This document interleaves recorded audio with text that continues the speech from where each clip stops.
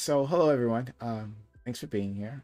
This is All Black Everything, which we have Thursdays at 8 p.m. Eastern. If you're watching us on YouTube, please like, comment, subscribe, and consider becoming a YouTube member, hitting that join button, supporting us that way. If you enjoy having this content 7 nights a week, be so kind, help us out, keep this channel up and running. All right, we'll go to we'll introduce these individuals. I'm really excited to have them here. All right, so we'll start with Black American Maid at the top. Hey, Black American Maid. Hey, Black. Hey, Black guy. Thank you. Thank you for being we around. all collectively say hey. My name's Bam. Okay. Okay. All right. No, I mean it gets to the point. It gets to the point. Hey, Kaylee Marie, thanks for being here, buddy. Okay. Next, we have Jamali. Jamali, thanks for stopping by as well. How are you doing today? I'm doing great. I just made a nice little mix mash stew. I felt like I literally was playing like Breath of the Wild, and I just put all of my vegetables and just kept adding shit to the pot, and it came out great. It was awesome. It was a nice little stew and rice mix. But yeah, my name is Jamali Senpai. You can find me on YouTube at JamaliGG and on Twitch at Jamali Senpai, although I am in the current process of creating a new YouTube channel that I hope that some of you guys will enjoy and feature on, possibly, which you guys will know about in the near future, probably in a couple months. So fantastic. All right. Let's go to Sly Jenks. Sly Jenks, this is like your second time here. Thank you for being around. Yeah, the first time didn't really scare me off, so I'm back for more pain. I'm Sly Jenks. And I will be streaming soon on Twitch. Took some time off for about 3 months or so. About to complete moving into a new apartment in about 2 weeks, and after that I'll be streaming. But so yeah, follow for some content. All right. I turned you up, Jamali, so you shouldn't have to worry about your audio. Okay, let's go to Fanatic. Fanatic, real well known to the community here, right? He sticks in your mind. So, Fanatic, thank you for being so kind as to be here again. Yep, I do kind of stick in your mind, and I think it's part of my, the way I am. It's kind of the way I conduct my stroke game too. Like when I leave, you remember, you want it back. Anyway, my name is Fanatic. Twitch.tv/Mr. Fanatic. On music, you can find me under the name Fanatic. That's everything. The fuck. All right. All right. Next, we have D10 Dream. Very excited to see them. We haven't had them in a bit. We actually haven't had All Black Everything in a little bit, actually. So this is the first time in a while that we're here. So Dream, thanks for being around.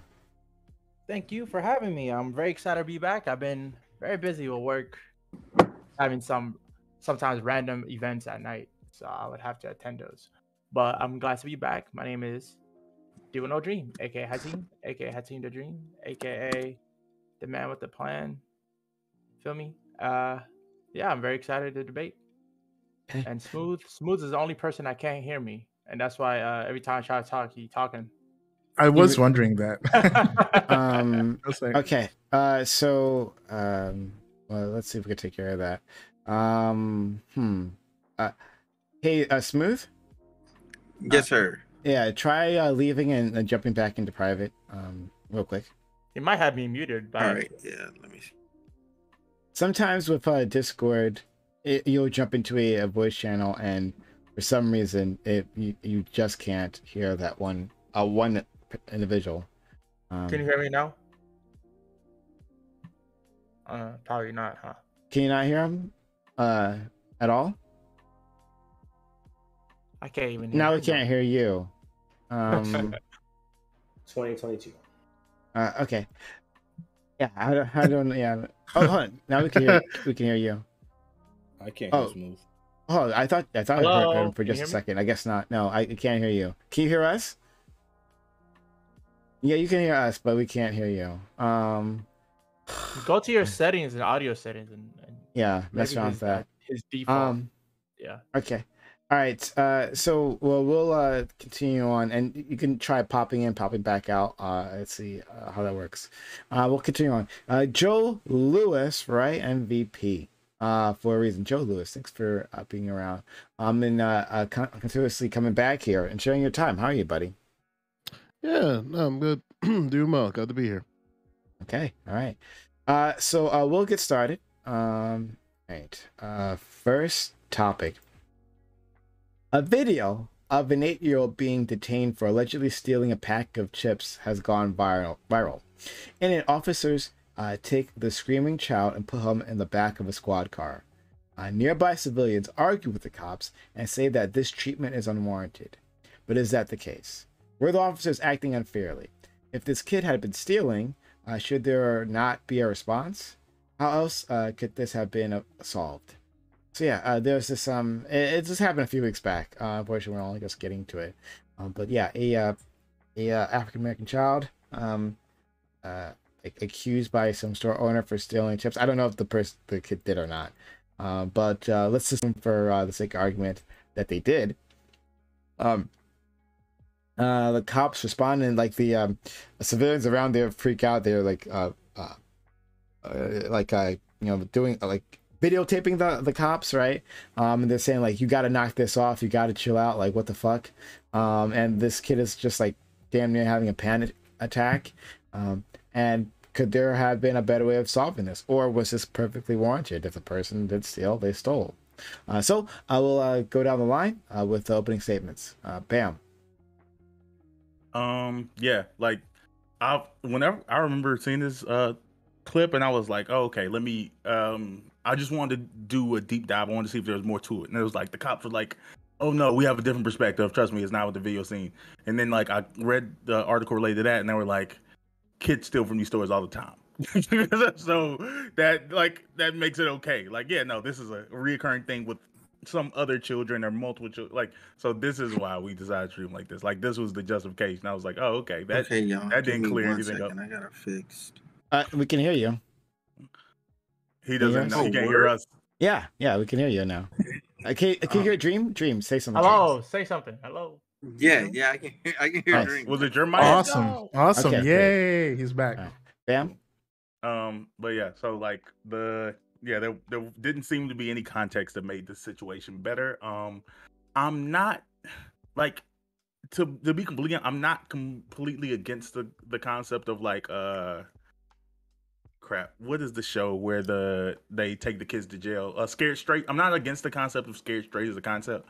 Like if there's not really any real charges, putting a kid in the car for 5 minutes, like scared, like and then teach them a lesson.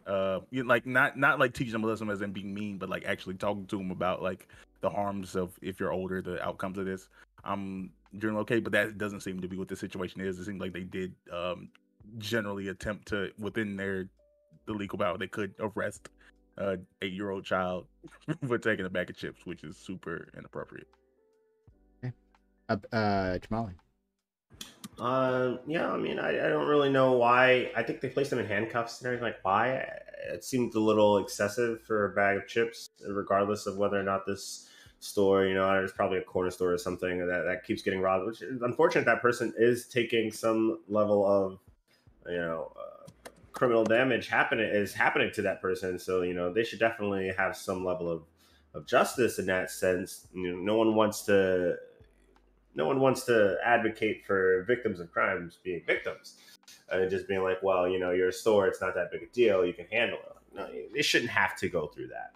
And then I think for just find out, the bigger problem here is what's going on in this neighborhood. Why are the kids stealing from these stores? What's going on in their home lives? I feel like that's much more the call of a social worker than anything. Like, these are acts that are probably stemming from some sort of troubled home life, and solving that would probably be the quickest way to resolve these issues from happening over and over again. Okay. Sly Jenks. Yeah, so when I initially read this situation a couple of weeks back, I was actually pretty distraught in the sense that, like, the age of the kid kind of, it's sort of like obvious that even when a kid is sort of like acting out in this way, um police are they're sort of like the last people you'd want to have in that situation, because we've all been kids before and we've all had kids around us who are acting up. It would be crazy that, or maybe for some people's experience they're used to like seeing cops in that way. Like for me, in my experience, it's just it just seems like that's sort of excessive. But the more you look into the story, the more you find that there's a little bit of history with the police in that area, with nearly their entire family. It sounds like specifically the mother too. So it's um, I don't understand why the police here were not doing more. It's just a possibility, because the more that they would be doing would be involving more social work to kind of help with that issue. Because the stealing, it's not really about the chips here. Really, it's about the fact that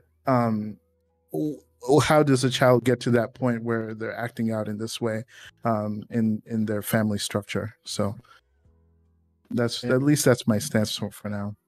Fanatic.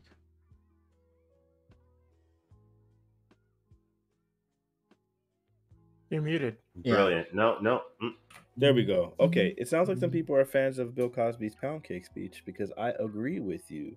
Both Jamali and I believe it was who spoke before him. I need to see the pictures. And bam, yeah, there's something going on in that man's home life, and I think it makes all the sense in the world. Like, yeah, like there's a big problem with the person's home life, and the parenting isn't happening. All of those things that Cosby said there were really amazing, and I think they really apply to this situation where he said a lot of right things, man. You gotta respect him.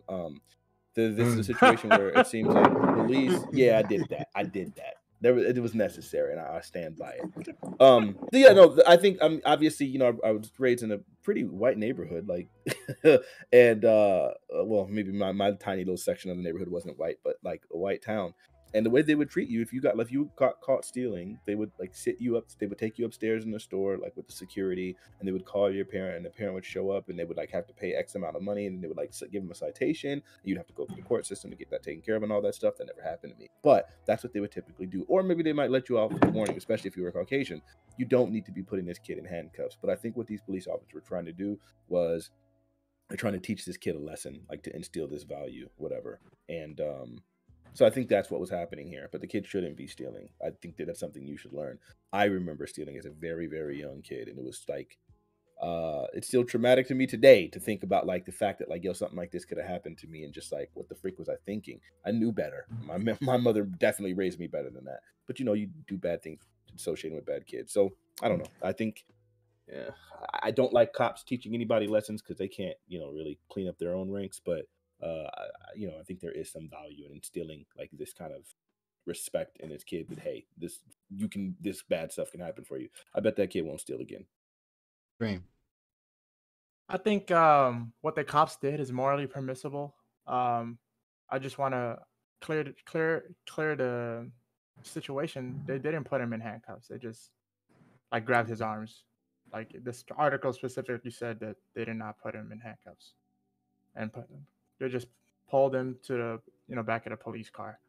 And from what I can see from the video, the cops weren't disrespectful. They were answering the questions. I don't think they were, committing any inherent harm. Somebody stole. They're putting the suspect, behind in the car, talking to them. But I do think there are problems that need to be solved, and doing this on its own is not going to solve the solution. If I agree that with Jamali that we need to find out why this kid is stealing, and then figure out what we should do as a result. I used to be a huge troublemaker when I was a kid, and it caused me to it led me to get into a lot of trouble. It wasn't until I got into a lot of trouble where I had a total 180 in terms of my behavior. Like it wasn't until I was like, oh shit, I see the consequences of my actions. Now let me stop doing these things. Like if you're just gonna slap on the wrist slap me on the wrist the whole time, I really wasn't gonna change. But it wasn't until like I really had like a dire consequence for my action that I decide, yeah, that I should change because I don't want to experience this again. So I think there is value, like Fnatic said, to this kid, you know, kind of being taught a lesson about a cop in terms of, scaring him in a way by being, pseudo arrested. But yeah, that's it. Smooth.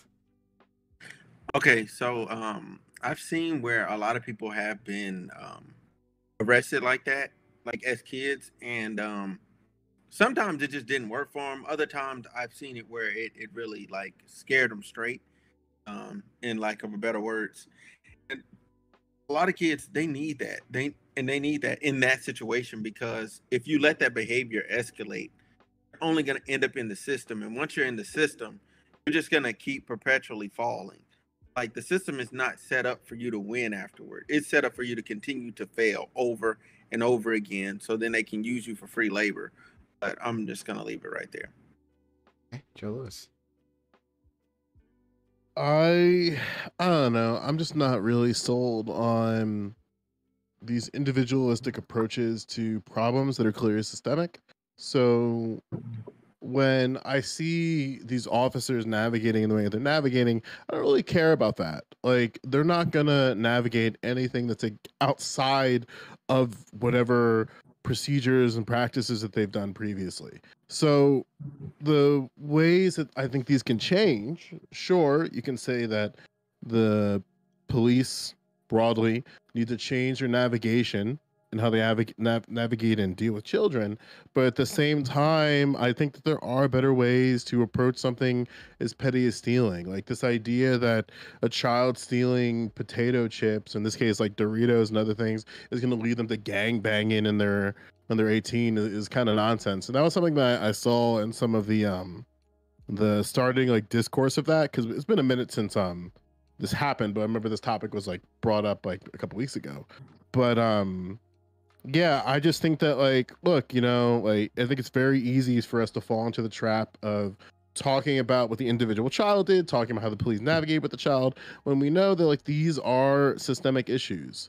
Like, why does somebody feel like they need to be stealing something from a store? Like, why do the police feel like it's justifiable? And this is not just one officer. This is 3 officers consenting to that this is the way that you handle a child in this situation. When I know goddamn well, like, if somebody grabbed my child by the collar, I'm going to put hands so far down into their stomach that they will not be able to eat any food ever again. So it's like, we understand that, like, the way that these officers handled this child is something we wouldn't want that for our children. So, like, but the system is designed in such a way where they believe that that is acceptable. And then their superiors say that this is acceptable. And the people around them say it's acceptable. And we don't really imagine what could be, how this could be different if we address those issues that lead to people down these paths. And maybe it's a little bit, like, my answer is a little bit deeper than I think we'll have time for, but I am like, I don't really care about the individual officers. I don't really care about the individual child, but I do care about the conditions that lead to a child thinking that it's okay to steal from a grocery store. The conditions that officers feel like it's okay to handle a suspect like that, especially considering that that's like less than $10. So. I think hold on. I don't see the situation where you described that he was being grabbed by the collar. Can you? That's the police footage. Nah, the video that the link that at least. I mean, you want the police footage? Yeah. I just didn't see the. Yeah. All I saw was the arms, like grabbing the. No, he grabbed him by his jacket collar. Yeah, that was how it started, and then he reached for the arms. I actually disagree with Joe, which is rare. I think Joe's usually on point with these things. I don't think that child shoplifting is systemic. I don't believe, but for the reason that I don't believe poverty is, though. Poverty is, I don't believe children feel poverty in the way that adults do. I don't think children understand that they're poor. Like, at least not when you live in a community with other people who are generally in similar living conditions to you. Because it seems to be the case that white kids in communities also steal nudie mags and chips and juice and beer. Like, it seems like shoplifting. I don't consider shoplifting to be a systemic thing in a way. Can you say the word nudie mags one more time, please? No, wait. Can we like unless hold on. They're shoplifting, I think if you bread look at and it, stuff. and I was gonna say if you compare like white kids stealing nudie mags to like and black kids and whatever, and to black kids like stealing like actual food and things like that, then yeah, I think that we're already kind of missing the mark a little bit. Like, yes, white Yeah. kids are a little more likely to steal, but the things that white kids are likely to steal are likely the things that their parents wouldn't want them to have. Whereas the things black kids are likely to steal are things that their parents wouldn't probably have a problem with them having, but just couldn't afford to buy them. Right? No, So, like, Yeah, but stole it's candy, not. but it Yeah, I wasn't was gonna. because it was because my mother wasn't going to give me money to buy that candy. Whereas like the white But it's not. kids, It wasn't they because you wouldn't- were starving though, like, or you needed the candy. You just wanted to enjoy the candy well, sure, for but recreation. well, not just recreate, but I mean, yeah, like you want like sugar is an addiction. Like sugar is a very addictive like thing, and like children crave candy. You have cravings for these kinds of things, Right. and so you want these things, and most of the time, like within reason, parents are going to provide you these things at like a certain level, right? And the thing was, we didn't have a lot of ice cream, we didn't have a lot of snacks, we didn't have a lot of whatever. It was freaking 7 kids and 2 parents. It was, living in poverty. It wasn't going to really happen very often. So then that's where you, like other kids, you want candy. The store's right up the street. People are going to go steal. It's like, I want candy. I know my mom's not going to give me the money for it. So then you start to do these things. There's a difference between that kind of thing and like a white kid that's going to steal like you're going to steal the stuff that Also I know my candy. parent wouldn't I was let gonna say like Chips there's and- there's but there's you know that your- there's disproportionate rates, right? Like we're not going to sit here and pretend that like white kids not living in poverty steal at the same rate as black kids living in poverty. We know that these aren't the same, right? So let's keep the I conversation. actually don't know the going data forward. on that. You I would have don't to- I mean, know? I that- really, that- I personally don't know the data Bro, about white kids. you stealing. don't you don't need Poor you white don't kids even and need black data poor on white that. kids. Why would you Bro, need data? Like, what are we talking about? No, Bro, if you look at I just poor- don't if you- know. If you look at poor white kids versus well-off white kids and the stealing rate, you're gonna see it, and then you just add on ×2 black people. Like it literally ends up the same way, and it's just because it's systemic. It's just how it is. Like I just Well, want to know like- why would a poor black kid and a poor white kid steal differently in terms of amounts? Like I'm talking about like specifically if they're like the same amount of poor. Like let's say they're neighbors. Like why would a poor black kid? Let's normal. Let's like maybe pull back a little bit, right? Like one of the reasons why I think we can talk in very monolithically about black and white people, right, is because we know that by and large communities of people tend to be amongst themselves. So that's why like we can say like, oh, black people and white people steal differently. However, we do know that people experience poverty in different ways, right? So and communities experience poverty in different ways. So I think that's where there is truth in that, where different communities, in this case different children in different conditions, can experience poverty in different ways and how it navigates in itself, right? Where maybe in some communities you don't necessarily feel like poverty around you because your conditions are in such a way where that's all you know. However, there are circumstances where you could be in a school setting or in a social setting, and you can tell very clearly that the person around you is navigating in a different level than you are. And if you see that enough, it's like, okay, well, like I want that. That's like the same thing of like, if you see somebody in your social circle who has Lunchables and you're stuck eating school lunches, you're like, wait, like I want Lunchables. Like that's looked really good. And then like if your mother says like no, or mother or father says like no, like I don't got Lunchables money, or like no, you're gonna eat what the school gives you because I don't have time to go to the store for stuff like that. And then like you're in a situation where you are in the store, you see the Lunchables there, nobody's around, you're probably gonna pocket that. But I guess, and this kind of getting far from the point that I was kind of trying to say is that, like everybody experiences poverty a little bit differently, and however, there is consistency amongst racialized groups and how they navigate around that, and how like those communities navigate around people stealing. And it's very clear that like when you have in this case like 3 white officers, I think it was like 3 or maybe 1, like 2 to 1 or something like that. Like it was 3. What's that? It was 3. 3, like that exchange is going to influence that child's perception of law enforcement. And also it's going to, because people feel some type of way about black people, that's also possibly how that black child might feel about white people down the road.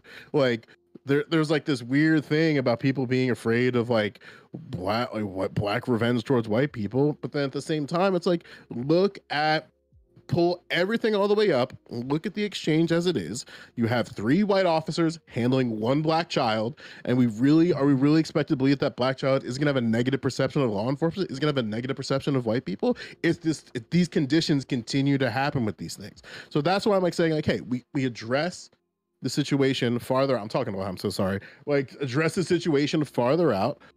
Why does this child feel like they need to shoplift? What are the conditions that lead to even being able to shoplift in the first place? And why isn't there a much better involvement between, in this case, because we're stuck with it, law enforcement and parents? Like, it's very easy, like as Fanatic laid out, to call the parents and get them involved without even having to call 911. Like, officers have better things to do than like ruffle up a kid over chips. I get it, it's Syracuse, have a lot going on, despite it being a college town, but it's like, I don't know.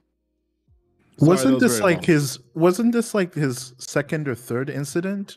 Or did I misread that? I mean, that makes it worse then, Yes. right? I heard the Yes, story. this I is didn't a know it was individual multiple. kids. No, this individual kid has stolen multiple. This times. individual. Yes, this kid is a repeat offender. Okay. I just think What something that exactly is said, a repeat offender? Because Huh? isn't that a failure on the law enforcement? Isn't it a failure in the community? That this It is child a feels failure. like I agree. It is a No, failure in the- the community. The reason why I point that out is because I understand you have a point on the systemic portion of this. It is possible that there is systemic issues going on with poverty. I just don't know if that applies to this child in this situation specifically. It's possible. Yeah, sure. I'm trying to figure out specifically if you are attaching the systemic issues that are going on with that city specifically to this child's situation, as opposed to looking at this child and seeing other things that could be playing a factor, because the father was contacted and the father eventually was contacted and the child was returned and the father had no issue. So I don't There's necessarily plenty of parents. so that who are relationship parents simp for cops. I know that. not No, parents it's not simping even- for it's not not even simping like for I had cops. an issue. I mean, like, let's be real. You're Later on, basically he had saying an that issue after he parents- saw the video. Yeah, like parents consent to the brutalization of their children until they see it. Like, No, this is So, just something. whoa, wait. If No, I heard that's- my kid was stealing, initially I am going to be on my child. That is going to be my first. And it's like, hold on, which call was stealing? Like, but that's Yeah, just, bring that's him just home, teaching right? them like an accountability and a responsibility as like the type of man or woman like I'm raising them to be. If I found out my child was strip dealing, I wouldn't be like, wait them in the store. Why'd you call? Like the first thing would be getting on my kid. So I think it's super reasonable and super rational to like have an issue with the cops after seeing the video, but the initial issue After being seeing the with your video. child. But, I think that's super initially he normal. didn't have an issue. That's why he responded the way he responded to the cops initially. More cooperative, more, I guess, even I won't say thankful, but and maybe this is just parental differences. I don't want my police interacting with my children at all.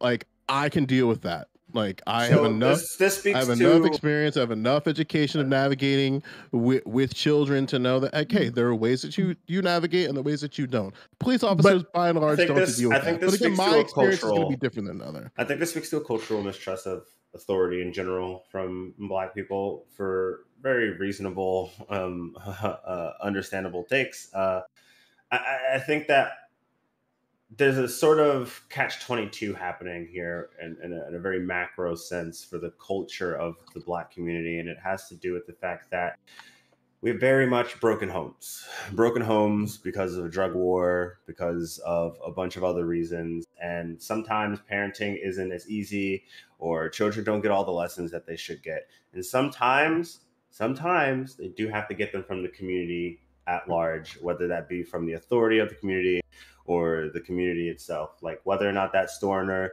is someone that knows their parents because they shop at that store frequently because they're from the neighborhood, or whether or not police are a more community-driven force in whatever particular area. I don't think it is in that area, but something where the police are more trusted. Establishing a difference between what police is and then what community organizes, community leadership, community authority, people who are from that community and sort of who know the people around that community, so that it's a more more familiar face that they're seeing. So this way, when punishment does need to be dealt out for situations like this, it doesn't have to go to some cop. It can go to someone who is like, okay, I'm a friend of the father, or I know the father because we've built a community. The thing with urban places particularly is that it seems almost impossible to get that level of cohesion between people because urban communities center so much around individualizing people and separating them, putting them into these boxes. It's not about communities, building actual genuine communities that can help raise children, because I do believe it takes a community to raise a child. You know, it does fall back on the parents to ultimately give them their core guidance and like moral and morals and things that they do, but ultimately the parents, because of the sort of work and lifestyle that we have in this country, are not going to be there for their kids all the time.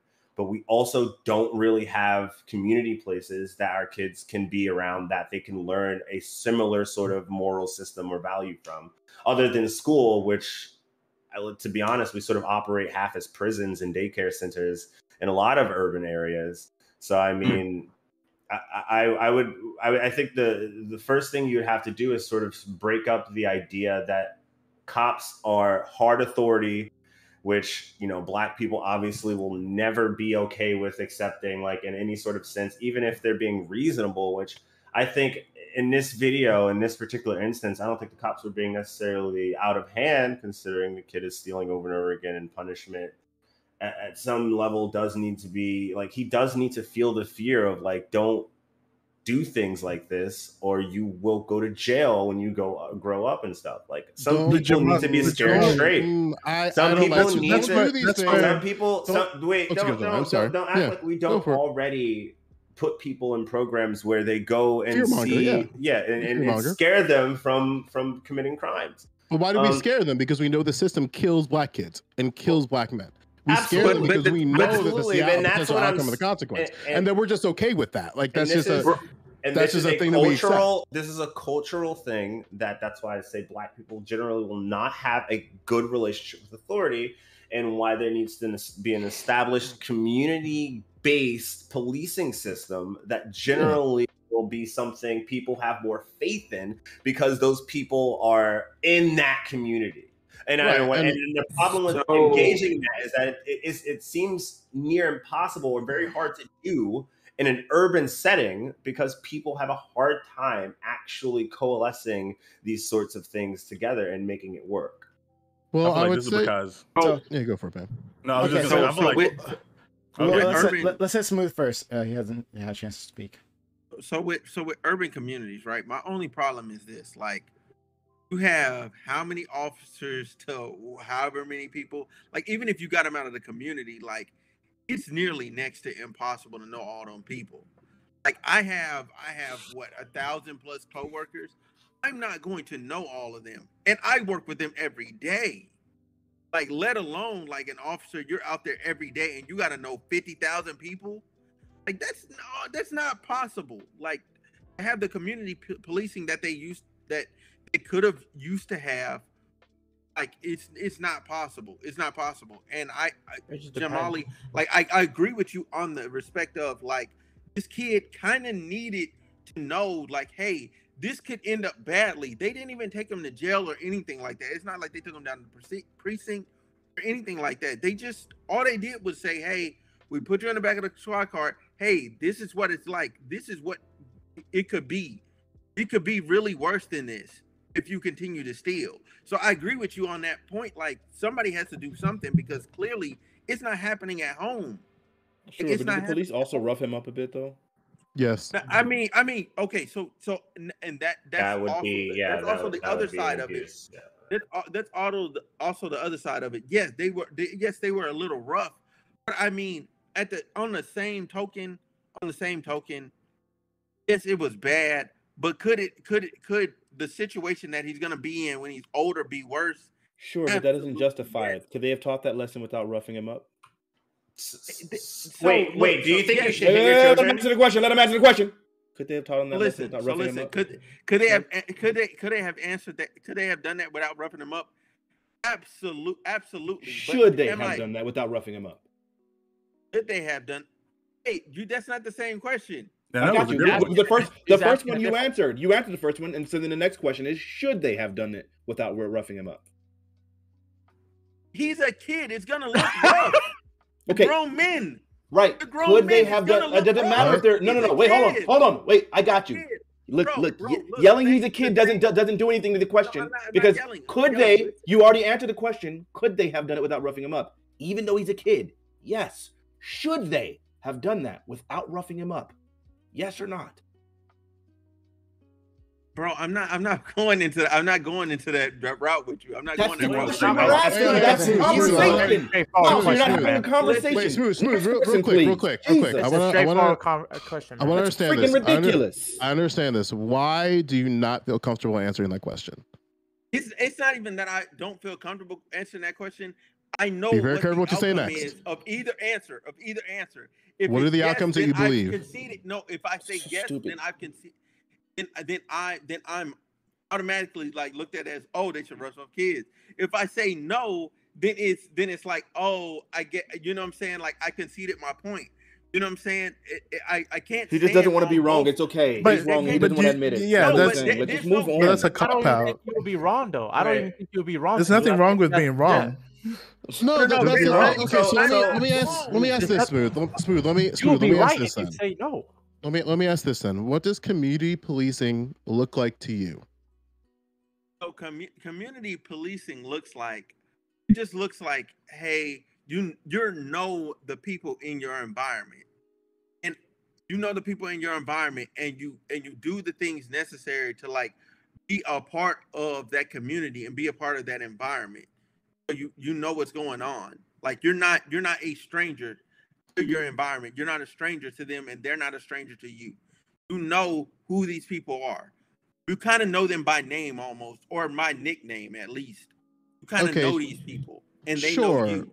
Sure. Do you think that that's something that needs to be done at a police level, so police officers take on this burden, or do you believe that other groups should do this? Like, who do you think should be responsible for knowing the people in your environment and the things necessary to do what's necessary to be part of your community? I mean, obviously, the police need to know their client base, who they're serving, their customers, their people that they're interacting with. You're required to know those people. You're required to know those people. Absolutely. Are we required to also know those people as members of that community? Yes, you should. It's just like you should know who your mayor is. You should know who your mayor is. So, okay? but I'm taking it more on a. Yeah, but I'm taking it to a lower level. All these people are. Sure. Yeah, and I agree with you. But I'm saying, like, do you think it's responsible, like, it's beholden on the community members to know who each other are? Not just the local constituents and people in positions of power, but the people within that community. Like, just from, like, a neighbor to a neighbor to somebody else from another block. Is that something that, like, community members should also be navigating around? Yeah, so the store owner should have known that kid. However, now here comes the big but. Now, if you don't normally go to that store, like if you always skip over it, like I don't expect nobody in the hair store to know who I am. I have no reason to be in that hair store. If I walk in there with the girl that I'm currently dating in the hair store, then I don't expect them to know who I am. Like they might know her, they might have a great relationship going on with her. They might have a great rapport, like, hey, how you doing, blah, blah, blah, blah. But they might not know me. Okay. And I don't expect them to know me. Sure, but you do see there's like an interaction point there, right? Where it's like, sure, it's reasonable to believe, because I for me, not a lot of like barbers might know who I am. But maybe it's possible that somebody else knows who I am. So like if something were to happen, they can go, oh, this is Joe from so and so. Like I think we already kind of do this, but maybe not the scale that we want. Like when we're in like a school system or in like the system of education, like I didn't know every single kid in my high school, but I knew of every single kid in my high school in different ways. And if I didn't, then somebody else would fill in that gap of information. Right. Where it's like, okay, I don't know Billy who just stole chips, but this teacher knows who Billy is. This teacher also interacts with Billy on a consistent basis. So maybe this is the person to talk to Billy about stealing instead of somebody who doesn't know anything about Billy or the situation at all. I think that's a weird expectation. Hold on. Talking about the city of Albany. I don't know what their population is, but to say every single can't hear me. Yeah, no, he can't hear me. He just ignored me. No. He can't. He Smooth really can't. cannot hear you, Actually, Bam. can't hear me. Yeah. Oh, okay. Smooth. Finish your point, then I'll go to Bam. Okay. Okay. So, real quick. Sorry about that, Bam. So, real quick. Like, I feel that, but when you talk about population centers, right, where Mhm. there are a lot of people, once you pass a certain threshold, like you get over like that 100K range, it's impossible. It's not possible to have somebody to vouch for everybody. It's just not possible. Especially when you're talking about children. Like there's even less people that would have that interaction with them, let alone their family. Sure. Yeah. Yeah. Right. Like, I'm not Let's go disagreeing with you. let's go to Bam. Yeah, go ahead. Yeah, I think that like I come from one of those everybody know everybody towns. So like it's doable, but like I would agree with Smooth that I don't think that's realistic for, and maybe it's because I've never lived in one of these like metropolitan type areas, but I don't know if that would be realistic for a 100,000 plus community. But maybe I think, but there even within these communities, I think there's like smaller branches. Like if this is where this kid goes, I'm sure it's within walking distance or bicycle distancing from his house. So Yeah, you know, I think that can be like a little more reasonable to expect to like have a tighter knit community. But I actually think this comes back to an issue with the things we allow parents to do in public. Again, we can cite every like source we want to on spankings and the outcomes, but I do believe that we children are like worse off from parents not being able to call in and like they get called into the school, they get called into wherever they at, snatch up their kid and take them home. I believe that should be I think that although some people will be abusive with this, I think it is like that scare tactic that we're putting on police to do with a child that they don't know. I believe that same scare tactic should be more readily used by parents. The new season of Atlanta actually played with this idea in the first I was episode. just about to bring that up. Yeah. Yeah, I think that's what it is. Oh, like, yeah. what you doing in school? What you got going on? Well, I think yeah, there's but some validity to that. Well, the thing is, like, even rhetorically speaking, or I shouldn't say rhetorically, Jesus, I've been online too much, but just like in terms of speaking from like in that episode, like that exchange is a very real scenario where like a kid is just acting up in a classroom, teacher tells them to stop. Are they doing anything necessarily harmful? No. Are they doing something to disrupt the classroom experience and the educational environment? Yes. So then you have the principal go on, and then there's just like a sea of like just implications based on one behavior, like the guidance count. I'm just gonna like explain the episode for those of you who know. It's not a spoiler. It's a filler episode for the first episode of the season. But like the guidance counselor in the situation suggests that kid, because of their behavior, needs to go back to remedial math.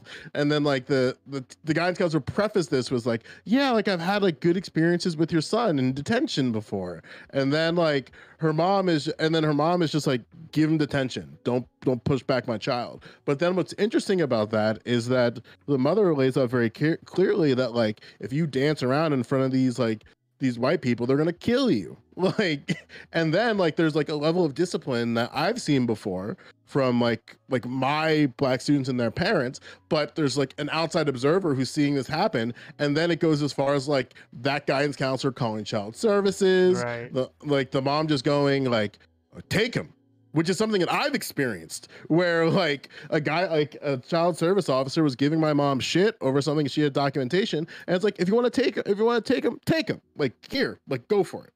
Like, which basically is implying that like, yeah, like instead of doing a proper investigation of the environment, like they know what the conclusion is, because for some parents, like just one dealing with child service could leave us like losing your child, which is a real phenomenon. But like, yeah, it's kind of weird. Like that episode has a lot of parallels in the conversation topic, to Bam's point. A little. I'm sorry. Like I said a lot. I think that to Whoop your kids. Yeah, not even whip your kids, but like there's certain levels of discipline that's needed at certain times. I don't think that physically harming your child should be the default, obviously, right? Like, and I definitely don't believe that other people should be harming your child at all. Bam, you was going to whip your kids, Bam? And yeah, but like there are certain times where a little roughness may be needed in order to convey a certain level of importance, a certain level of actual like, hey, there's danger, smell smoke, there's fire, your behavior could lead to further negative outcomes for you in life. So anecdotally, I'll give a story of when I was in middle school and I had gotten into a fight. I punched a kid or whatever. And then like the next day, I guess his parents had called the police, and the police came to the school, took me out of the class and was like, hey, what are you doing? Why are you fighting and stuff? And blah, blah, blah. I was a very disillusioned kid. I think my parents had just split up and I wasn't really processing it properly. So, you know, I'm not really getting that level of home attention. And so like this police officer pushes me up against the wall and is like, listen, you need to chill the fuck out, stop fighting people, get your shit together. You don't like, and talking to me like as if as an older brother, right? Like as some sort of mentor in that sort of way, in a very stern way.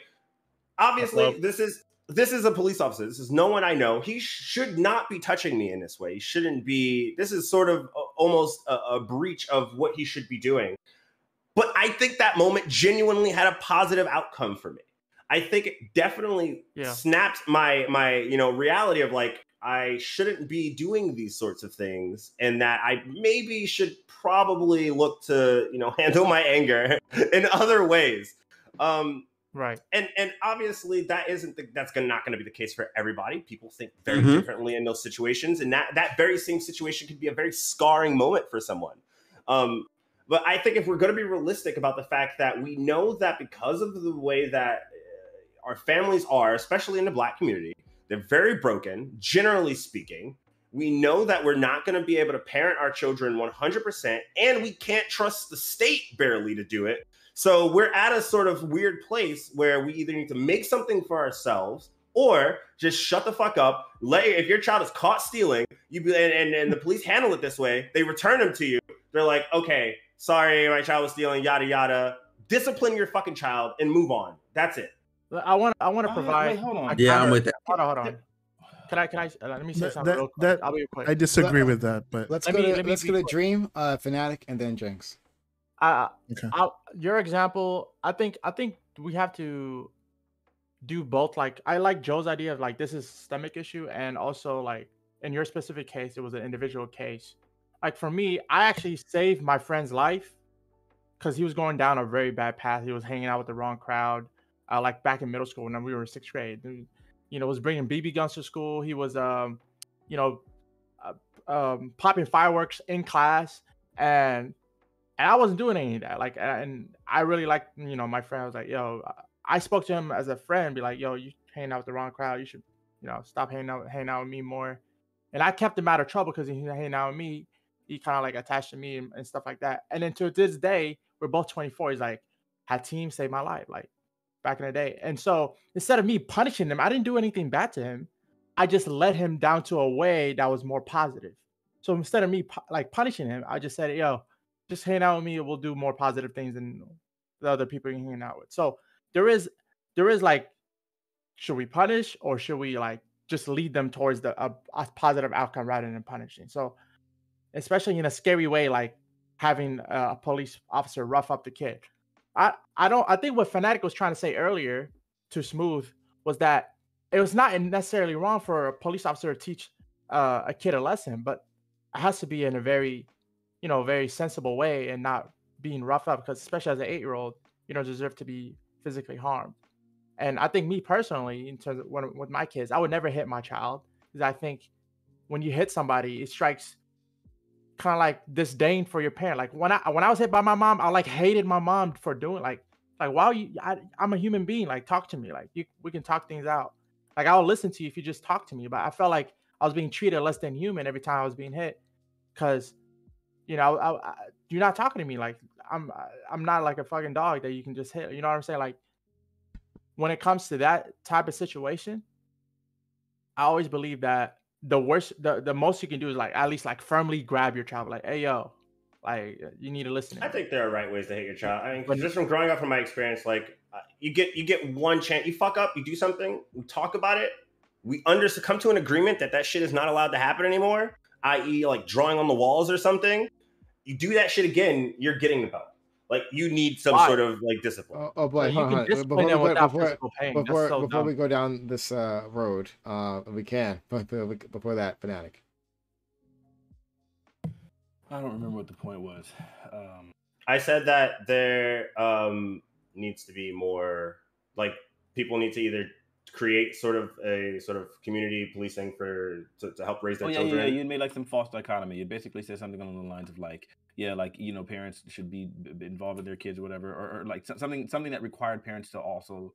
The other alternative was to sit there and say, like, because I mentioned that there was a catch-22. Like, you both have to work all the time, so you can't be involved with your kid's life, but you need to be involved in your kid's life more. So but someone needs to raise your children, and ultimately, what it's coming down to right now is that the internet is doing it for a lot of people. Sure, but like I don't think even people who are working very well, like I don't think that means that they have to be okay with the cops roughing up their kids. They could easily handle things in a better way. At the end of the day, I feel like that point should have easily been established, but somebody was running from that point earlier. But the idea is, yes, like I like the idea of like the teachers or the police officers teaching a kid a lesson. I just don't think they have to do so by roughing him up. I can see the scare tactic. I don't want police ever to teach my children fear, because I think they're already like bad enough, and I have no confidence. Well, yeah, we have a very strained relationship with police and authority, so that makes sense. So then, for that reason, I think like I would much rather Do you think white people feel the same way about their kids, or you think they're generally more like if their kid gets caught doing something and police like sort of reprimand and rough them up, you think they're more okay with it? Or do you think they would be more likely to be like, don't fucking do that to my child, da da da da? They'd probably still feel the same way about don't do that to my child, but I think they also have like softer attitudes towards the police in general. Generally, because they have a better relationship with them. Yeah, I think it really depends on. I think it depends though. Like, and police are a very specific thing. But like, people see a lot of white people generally see police as heroes because it's their cousins, neighbors, nephews. Like, they have a more direct relationship with these people. Because I've heard. I mean, and also this. I'm also biased from living in the South. I think there's probably like a extra step on top of that with like some Southern respect for police and authority in general. Like, I remember like hearing people say all the time, like, "Hey, if my kid does something, you like you do what you want. You're a parent just like me." They always tell the teachers that, like, if you want to whoop my kid, you go ahead and you go right ahead because he deserves it. He's a hard-headed one. And it was always strange to hear that, but like that was a super common thing in the South. Like everybody's your parent. I believe that because the Southern culture is a little more. Let's go to Side Drinks here. Didn't have a chance. Yeah, I was gonna bring up the oh man, a lot was said. I just think that we need to be careful, and this is what I was trying to point out earlier. We need to be careful not to this specific situation, to me, at least when I see it, seems to be specific to this child in this city. It's very easy to watch this video and make the conclusion and look at it with a systemic lens because we've seen other videos similar to it. However, the police have dealt with this child before. They've dealt with the child's mother before. They've like, so there's history with the police and this child's family as well. So I think that we need to be able to separate our prescriptions and people who are going towards the idea that this was a lesson that this child should learn. If a child is doing this the third time at this point, the lesson you're trying to teach this child with the engagement of police is not, it's not connecting. And one of the reasons that I think it's not connecting is that I think what would have worked more is that they would have stayed in that location where the child was until the father arrived, and then the police would work with the father and let the father discipline the child in front of the police and make that prescription at that point. It would reinforce the father's ability in that sense, I think.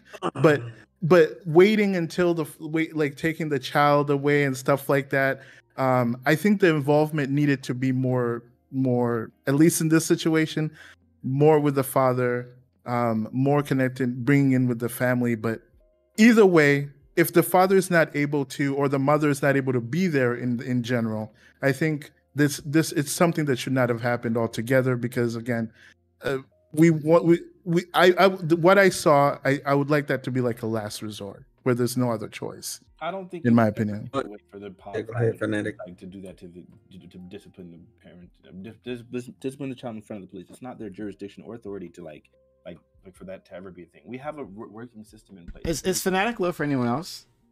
Oh, it's probably He's a bit low, yeah. yeah. We have a working system and it's in place. Mhm. It's simple. Like you, I'm trying to fix it while I'm talking. You find the parents, right?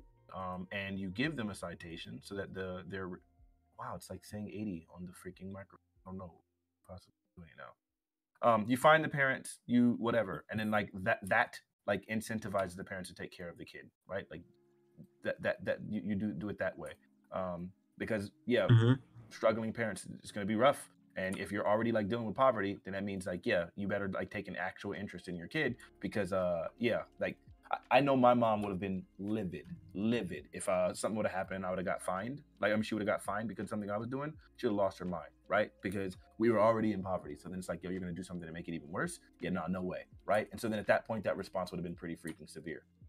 So I think there's already systems in place to deal with that. The police don't need to be roughing up kids. It sounds like Fanatic. I don't know if it helps, but your capsule might be off on an angle because I'm hearing the reflection of your table. Let me see. Oh, yeah. Yep. Sounds... That's what it is. Dang, bro. Gamers, let's go. Jesus. Oh, it's cold. Nice. Those ears. Bro, Right. Galaxy brains. OP. Oh, Smooth. yeah. So Fanatic, like I, man, I forgot what exact point I agree with you on, but I agree with you on some of what you said.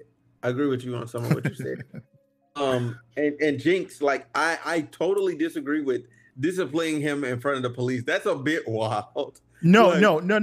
That's not. I said they should not have disciplined him. That they should have waited for the father to let the father discipline the child, pointing to the police that this is something that could happen to you, not the police disciplining. I just saw. I don't know if I don't know. A little bit of a faux pas and didn't actually look at the video of him like roughing it before now. But he just the most egregious part is him grabbing him by the hoodie, which he's frustrated. Yeah, but I guess, again, because he's dealing with this kid over and over again. Which, I mean, we can argue about whether or not people should be in that position of power if they don't have the patience to deal with like kids in a more like patient manner and not just be like. No, we can't argue about that. It's really simple. If you can't handle like the idea it's a stranger, of a 10-year-old kid, like, whatever, you shouldn't be in the job. Yeah, you could argue that, but I don't think that he was that rough after that. I think he just literally let go. He put him in the car, and then the kid was resisting, as I guess he didn't want to be in the car. It doesn't matter if it was afterwards. He didn't need to do it in the first place, right? Sure. I can't. Right. There's no defending that, right? Like he shouldn't have been that rough in the first place. But you were saying that earlier, but because I didn't see the video. The hoodie part was the only part that I would say was like unnecessary. He didn't need to do that. He needed to like hold him up by his hoodie and like sort of keep him in place. He could have gone for his arm. But this was your prescription earlier, right? It was probably the first. To scare the kid. This was your prescription earlier. I would say scare the kid. Putting the kid, the act of scaring the kid does not have to come with the threat of physical violence or actual violence.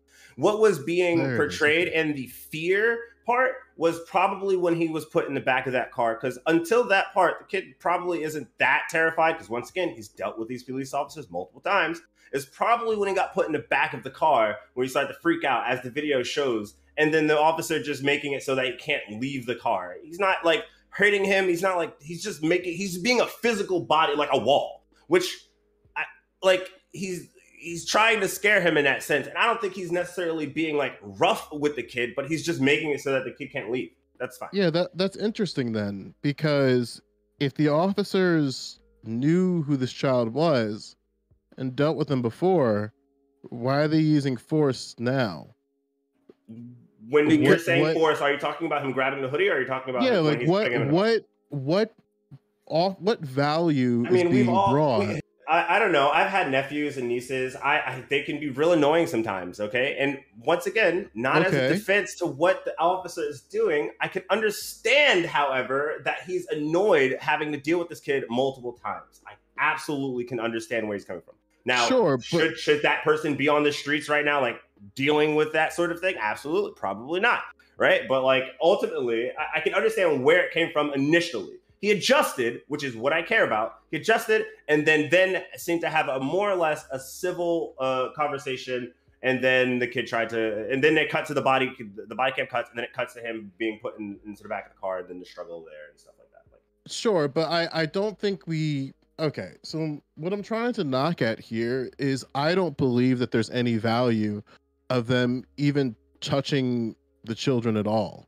Like, I don't think that brings any value. I don't think putting them in the cop car brings any value. If they already have a relationship with this child, there's other variables that there's other strategies that they can use if they need to find this child in the first place, right? So, Like, so are if you they saying know- that? you go for Oh, it. sorry. Yeah, So are you saying that so in situations with children stealing, I guess, chips in this case, would you say the police should not be called? they don't need I think we're missing something here, because are we moving in a hypothetical, or are we moving what happened and what we know? In what happened and what we know with this Okay, specific case. so let's like move a little bit slower here so that people watching don't fucking have an aneurysm. What do we know about the altercation? Why were the police there?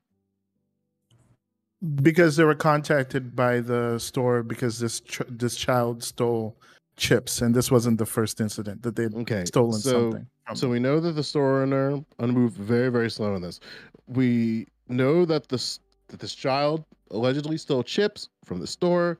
The store called law enforcement, and now law enforcement knows this child before, and now they're in contact with this child, right? Yes. So my question here is, what value is there in approaching the child directly? What function is that is serving? And making it so that you see committing crimes leads to the police showing up. Okay. And Can that be done without dealing with the child directly? I think. What does that do to the child? What does that do? What does that mean? The child's going to run away with the chips. We know that they allegedly stole chips. We know this is a previous altercation. They know the child previously. What value is being brought in reaching out to the child directly, as opposed to other ways of reaching out to this child? Well, when your job What is other to ways? enforce the law, that's genuinely what the police is gonna. Yeah. What other ways? What other ways? What are you recommending, Joe? I'm saying, like, okay, let's think about other fucking ways. So one way that I can see is I know who this child is. I've dealt with them before. Just go to their parents. Which directly. is what Fanatic was saying, like a citation of some kind. Right. You don't even have But to it didn't interact. work. What's that? It didn't work the other two times. How do you know that? Wait, do you know how do you that know they even did because that? How do you know they even did that? Okay, I don't know. Wait, I don't know. citations Yeah, I don't know the previous about two the other times? two Wait, times. you don't know. We don't to know. answer that question, and nigga, like there's no better response to that. Like I don't know how you want me to engage with that, because now we're loading a hypothetical. Like they did this happen before. The police already dealt with him before. That's documented. Okay. Wait, did they find him? Did they talk to his parents? Like, how do we know what they did with him? How did they deal with him? What did they do? Did they just give him a warning? Did they just say words to him? What did they do? We don't know. That's what we're talking about. Yeah, so I'm saying that, like, one alternative option That's a lot of great. bypassing navigating with an 8-year-old child and just going to the parents directly. So in a situation which we've seen before, that child comes home and the police are already there with the parents. So then they're put into a situation where you might lie to a police officer. Are you going to lie to a police officer in front of your parents in your own home? No, I said, I I've seen agree it. with you, Joe. Because I think that, but that, like I said, which I feel like is the argument the conversation you want to have is the systemic change. Because I think that, like, right now, a police officer can't, like, if police are called to a scene, the police have to come to the scene, right? Isn't that, like, legal? Like, they can't say, oh, that's Charlie's boy. Like, just call them. We're not coming. I mean, both can happen at the same time, right? Like, you can have a situation where, like, an officer is responding to the child directly, but also going to the home or trying to reach out in the home. And those two things can happen simultaneously. That's another option, right? Like, ex-officer goes to respond to the situation because somebody called it in. But since we dealt with them before, they have additional strategies that they can use because they've dealt with this civilian before and navigate with the civilian's parents. So in a situation, you could be like, I'm talking to the parents right now. They're on their way. Or like, I'm I can't reach them right now, and then we can go to like another tier of options. But that's like another option, right? Like there's bypass the kid altogether, talk to the parents directly, or go directly to the scene because it's called in, and also contact the parents. Like those are two options. I do. Like, So are there they're- any others that we can think they're of? legal- Like, Yeah, I got some. Obligated. They're obligated to show up to that kid. Like they're obligated. Like, if Are somebody they? comes, hey, somebody stole from my store. Regardless if it's a kid or not, they're obligated to show up. It's like, okay, What they gonna I gotta do, though? respond to this call. Like once they get it from dispatch, they have to respond to that call. what Because you see function? with the officers, no. So listen, you seen with the officers that were playing Pokemon Go, like they got let go of because they were playing Pokemon Go and didn't respond to the call. Right, but Like, you have officers to are respond. obligated. It's- Officers are obligated to do a lot of things, but they have shown that sometimes they need to go against procedure in order to make sure they save someone, in order to Not make even sure that that. somebody is safe. Not Right? even There's that. plenty of stories of officers going beyond their obligation or going against their obligation or to do something that they feel is morally right, and then we parade them on the news. Right. Right, So we like, understand that, like this isn't totality. Officers have discretion. Like everything is up to them, whether or not they. Not in this, not with showing up though. I don't think they have discretion in that. If Yeah, they I have call to the show police, up. You can show Wait, up, so, but you don't. wait, hang on. So let's build on that, right? So hypothetically, let's say, let's put us in the mind or in the position of a police chief. We're responding, like we know there's a call. My officers did not go to this child directly and went to the parents. What's a reason why I should be upset as a police chief? Listen, that's Because not even you true that they didn't have. respond to It's the not even call. true. It's not even true that it's obligated for them to come. Like, there's many instances in San Francisco where I live where people call 911 because of petty theft. No police officer is gonna show up because it's not really worth it to come. So it's not true that they're obligated to come. It just depends on the department. And Bro, like, in San Francisco, most of the time, the person that stole is gone. They're gone with the wind. By the time the people get, by the time they get there in traffic, they're gone, bro. Like that's really what it Wait, is. no, Smooth. That's not what it is. So what happened was, oh God, I don't have to go into the history of this. It's real simple. There's policies in place that are making these things like almost impossible to prosecute, and that's why they're ignoring these calls. It's not like we haven't lived in this state for like 100 years before then, where police were called and people were caught and laws were enforced. We just have a new district prosecutor who just a district attorney who says like, yo, we're not prosecuting this. We're just not going to do it. But that like the issue you're talking about, I think are handled during dispatch. Like you call the dispatcher, and the dispatcher is deciding not to put out the call. Like, oh, okay, like yeah, this seems minor. Like I'm not sending this out. Are they there? Are they still there? But I don't think that the officer themselves can get a call like, hey, there's been a reported robbery at the scene, and the officer's like, oh, that's probably Billy again. I'm not going. Like I think they would probably show up, but they just might not do anything when they get there. Like, there's nothing we can do about it. Yeah, you know? that's what I'm saying. Yeah, that's so the discretion is still at the officers on what to do and how to interact and so on and so forth. Sure, yeah, I believe that. I was just saying that I think they have to go. Like that was I was saying. That's all. But dispatch is part of law enforcement, right? Like, right, but we're moving away. Like we understand that officers have discretion, right? But I'm implying a discretion of officers not interacting with this child directly. I'm yet to hear why that this is like a bad strategy for an officer to do in a situation like this, with the context that we know. So when you're dealing with a repeat, we're not talking about like, oh, this is Johnny's first time. We're not talking about this is his first time. We're talking about like, yo, he didn't did this 2-3 times. Like at the third, fourth time, you have to let him know like, hey, this is it's not even. They didn't even say they took him to jail. They set him in the back of the police car and let him know, hey, you can't even take that kid to jail. Come on, let's build on that. So I don't think you have to do any of those things. I don't think that there's a threshold you can reach that says that like now we have to rough up the 8-year-old. I like if the 8-year-old shoplifted, like if you told me 47 times, I would blame his parents. Jesus. Yeah, let's he's doing that thing again. No, just move past this. Don't. But I have a question for you. Can I give Smooth the alternate? Let me give him the alternate. Maybe he needs a picture. Sure. Come on. So why this is are what we doing this. He knows already. He just admitted earlier that he just doesn't want to be wrong. Like he knows. Like, we walked him through this. Why are we doing this again? for the audience, maybe. Hold on. Come on. I think there's a good alternative. For example, like let's say I think it's because this is the third time for the kid that we as officers, I'm putting myself in an officer's role, we can acknowledge that there's something going on that's bigger than what we're seeing right now. So I'm going to the parents to be like, hey, yo, this is about the second or third time. It's more than it's becoming a situation. What do you need as a parent for us to support you? So this, you can ensure that your kid, oh, do you need, after school program? What do you need? Like, you need food, whatever. And then, theoretically, police stations can be partnered with nonprofits and CBOs that can bring those resources to those parents that need them, such as like mentorship or whatever. Like maybe they need, or the police can set them Police up budget with anything they can give them money. programs that would help them in that sort of thing. Exactly. Like Yeah, branching I get- off. The Branching reason off. why I'm So, yeah, go for treating it, Tommy, police I'm sorry.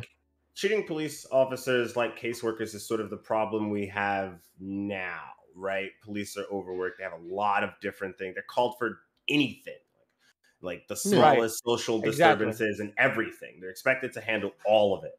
So if we don't have something that specifically deals with, okay, maybe there are criminal charges that the police have to be called initially, but now the police should definitely, after arriving on the scene, seeing that there's one, no violence happening, two, there's not like a major crime happening, they should be able to then push that down the line and be like, okay, this looks like the need for a social service where this kid's parents need to be talked to with the kid, and then seeing like what they need. Do they need like a supply of food? Is the kid actually just not eating enough? Do they have like things for him to do? Maybe put him in an after school program, like you said, create find a little league somewhere. I don't know. Give him something to do so his hands aren't fucking sticking to bags in a store, right? We don't want people to think that it's okay growing up to steal and that very little will happen to you. That's everyone agrees that that's bad, right? Like we wouldn't want things like that. So ultimately, when we're talking about like whether or not the cop should be interacting with this kid in the manner that they do, obviously there's criticism that can be levied there, but there has to be an interaction at some point, right? We all agree with that. There has to be an interaction at some point. This kid is a repeat offender. Interaction, but what do you mean? Like, With there the has police? to be someone with police or some figure that is here to assess the situation of like, why are you committing these crimes? Oh, of course. Like we're not just gonna leave the kill alone. Yeah. Yeah, So Can I ask, go ahead. can I ask y'all a question? When minors are involved in a situation, do you not think the parents are called? Like I'm not 100% certain. They have but to I'm be. like In school, 99%. I You can only have speak. to- you have to involve the parents. So after the second time, and the parents haven't got this together, you know what I'm saying? Like somebody has to talk to this kid and say, "Yo, this is gonna be bad." Well, I mean, I can only speak. but it I doesn't can have. always- But it doesn't have to be in such a way. I can It only doesn't Does it have have to to be be in an such a way officer? like That's the thing. Are That's you what I'm saying saying. that it has to be Wait, an officer? really quickly, like I you didn't don't say have it to has always. to You, be- you don't always have to contact the parents. You don't. Like We know I've this is- we know interacted this with the is- police, and that's not the case, right? Yeah, we Like, know this in happened to me schools at school. too. Like schools have discretion on when to call law enforcement, but if they don't call law enforcement, they leave that beholden to the parents to be able to do so. So what happens is, like, let's say like your child is stealing school lunches. The school has no obligation to contact law enforcement. They can but they must contact parents. Now, every school board's gonna have a different every school district is gonna have a different navigation of that policy. But that is an example where law enforcement is not involved at any point. And if law enforcement is involved, it's at the point of the parents, not the point of the school.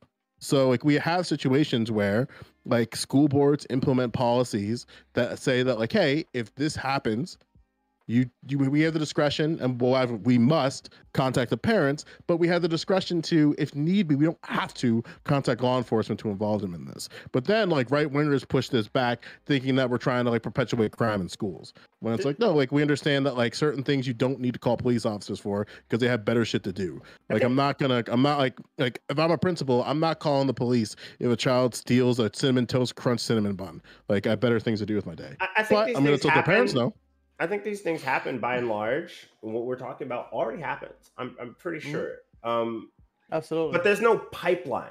There's no flow chart, right? Like you ever play Street Fighter? You know what a flow chart is? That's someone that they got either one or two options, and you best believe, depending on what you do, they're gonna do it. Okay, they're gonna Shoryuken or they're gonna like EX Shoryuken. That's it. They're playing Ken. All right. So like if you want to make it so that we have more, not only just accountability, but just more visibility in terms of how these particular instances happen. Because unfortunately, kids do happen to be, little shits, and sometimes the best raised kids commit crimes and shit. So sometimes, they will have to, unfortunately, probably given the current state of our society and the way that we operate with authority and law enforcement, we'll have an interaction with the police. And I if think that you is mean the best case, resourced kids can come across, because you're best raised, you wouldn't Well, do that. I kind of want to push back. Sure. But wait, let me just finish Sure. real quick. Sure. If we're gonna say that the police have X, Y, and Z responsibility, then we should be able to say that after certain levels of determination has been made, that the police should absolutely kick this over to another thing that should 100% be taking care of this, and so forth and so on, to the level of severity that's needed. Sometimes a kid may need to be temporarily taken from a home, put in a foster home or something. Sometimes, depending on how bad the household is, right? Like if the household is really that bad, this kid is continuously stealing. Something is going on. That is the crux of it, is in the home. And the only way we can do that is if we make it so that social problems are dealt with by people who handle social problems like they're social problems and not crimes. Right. I want to push back on one part, which I think is important, and I think Fanatic knows exactly where I'm going with this. So one of the things that made Chris G so fucking good in Marvel 3 is that he had a script, a very clear and very effective script. Now, the way that Chris played is that he put people in situations, and Fanatic does this too. He'll argue otherwise, but he puts people in fucked up situations because he knows exactly what move they're going to potentially do in the situation. And that's what makes good fighting game players good, is that they see a situation and they know, okay, only these things are possible when they're at this particular distance, or if there's this particular situation called, and then they respond to that. And then it leads to another script, which you consider like a combo or something like that. Which is why like officers do this as well. But we understand that the issue might be is that their script to handle certain situations might not necessarily be optional, right? Like if you there's one thing to say if you call a bad assist, and you can call a bad, two things are possible, right? You can call a bad assist and the assist dies.